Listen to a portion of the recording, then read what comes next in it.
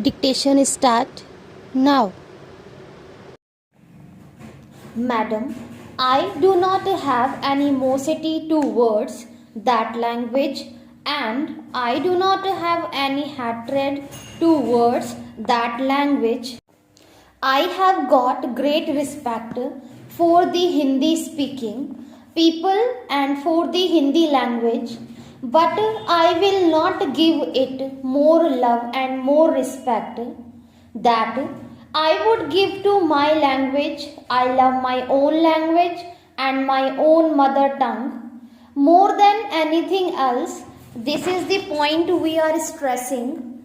It is not a fact that these people get more advantages because of this. In the year 1950, it was said that Hindi would be the official language of India and English also would continue. Then, in 1965, because of the agitation in the south, they extended it for another 10 years, and now they say that Hindi would be the sole official language.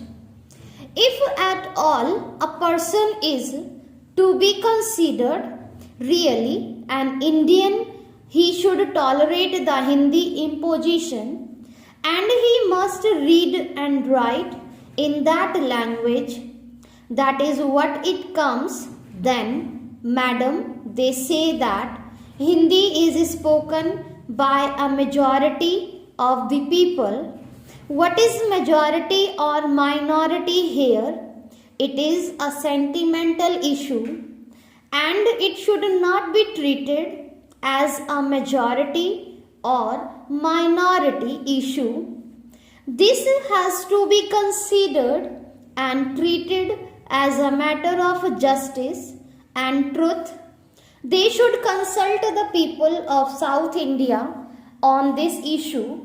Fretting and foaming should not be the policy and the should not be the policy. This is the real feeling of the people of the southern part of the country. Now, madam, some speaker just now mentioned that if you simply go into the markets of Chennai, you will find the people speaking in Hindi and understanding Hindi. Then I tell you one more thing about the Hindi language. They talk about majority and minority. What is majority?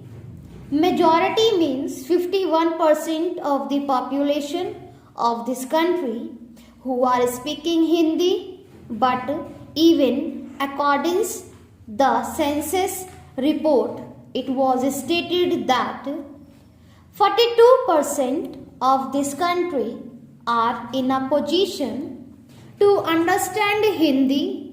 Even among this 42%, there are other groups belonging to the languages like Punjabi, Urdu, etc. As such and so on, even among this 42%, everybody is not in a position to understand at all, even if that percent includes the people scattered all over the country throughout the length and breadth of the country.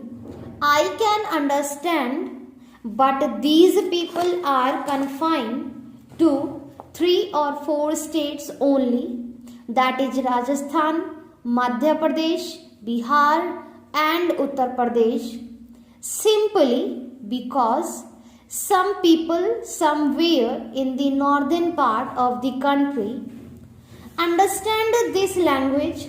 You cannot ask the persons from the southern part of this country to accept it, and if you cannot ask the people from the southern part of the country, particularly the Tamilians, to learn this language and accept this as the sole official language, read this constitutional language and follow this language, do all the day-to-day transactions and other transactions, political or social, in that language.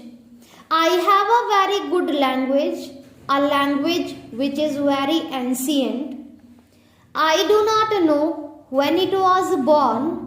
It was born even before the appearance of mud and stone, a language spoken by my forefathers, a language in which our poets have given sermons and written scriptures, a language in which not only sermons and scriptures are available in plenty, but thousands and thousands of literary works and novels are there.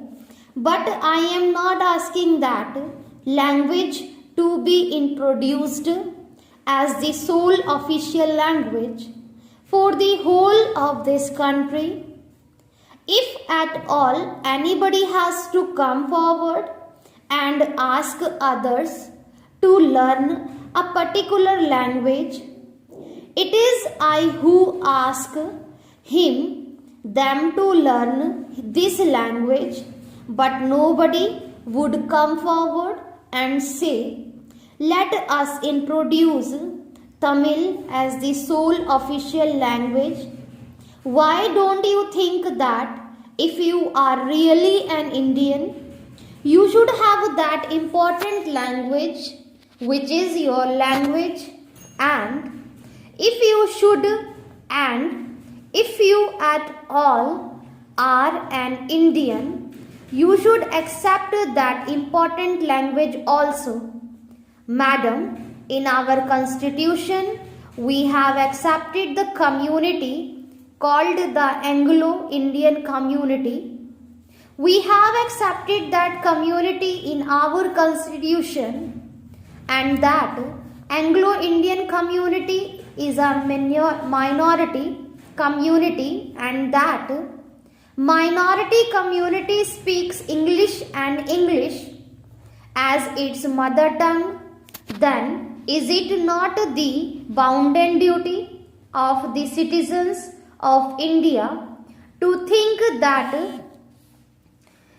English, which is spoken by this community and which community has been accepted in the constitution, is also accepted as one of the official languages? Madam, English is not the mother tongue of the Britishers also alone. They had also to import many words from so many sources, and English has become a very wonderful thing, and it has now become a language which is understood by the entire world. It is a language through which we can understand technical. Now how?